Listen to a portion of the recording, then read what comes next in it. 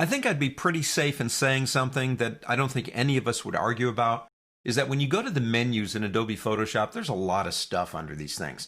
There are hundreds of items under these menus, literally hundreds of things for us to get into. And it's not a bad idea, in terms of efficiency, to at least have a general clue as to where things are. Find them faster that way. But we can control what is in the menus in a very, very specific way. And this is not a new feature, but I do like it. Go to the word Edit on the pull-down menu and go down to Menus right here. In Menus, you have all of the different menus. You even have Application and Panel menus. Anything that you want to change. Each one of the items has a choice with visibility and color. Let's go into File. One of the things I encourage at university, notice it's off right now, I encourage my students not to use the word File Open to open a file. Kind of want to get them into using Bridge and it become a habit to them. But a lot of times, and I'm probably just as guilty of this as anybody else, you kind of click File Open because you know where the file is, you just want to get there fast.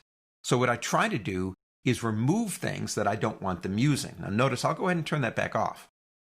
If we click OK and go to the word File, Open is not there. It's gone.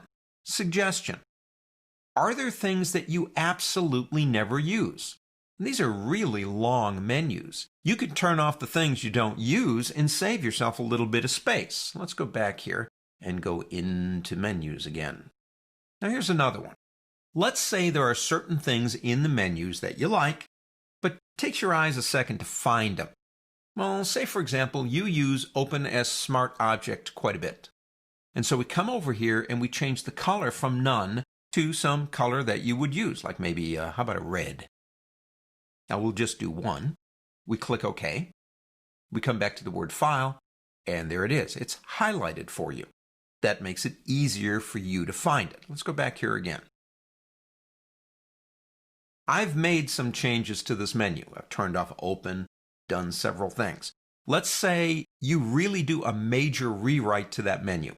You're pulling things off you don't need. You're having a lot of fun with it, getting very efficient.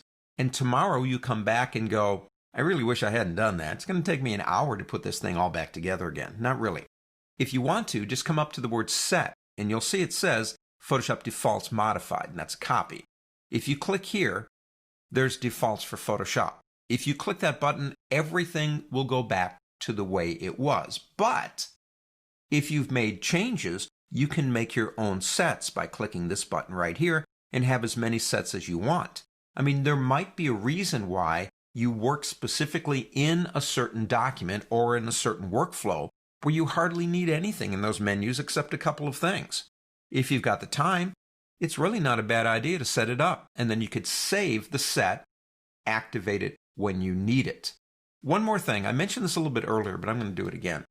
If you click here and go into New in CS6, and I'm going to go ahead and save the one that I just did, click OK. What you're looking at in Highlight is every single thing that is changed or has been actually a new addition in CS6. So you know CS 5.5 pretty well. Now you can concentrate on the things that are new in the program. You can also change that over here.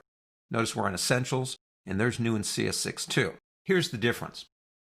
If you change it from there, it changes the entire workspace itself. If you change it from the menu settings under Edit, it only changes the menus. It doesn't change anything else. That's the difference. Setting up menus in Adobe Photoshop CS6 is an excellent way to get better at what you do.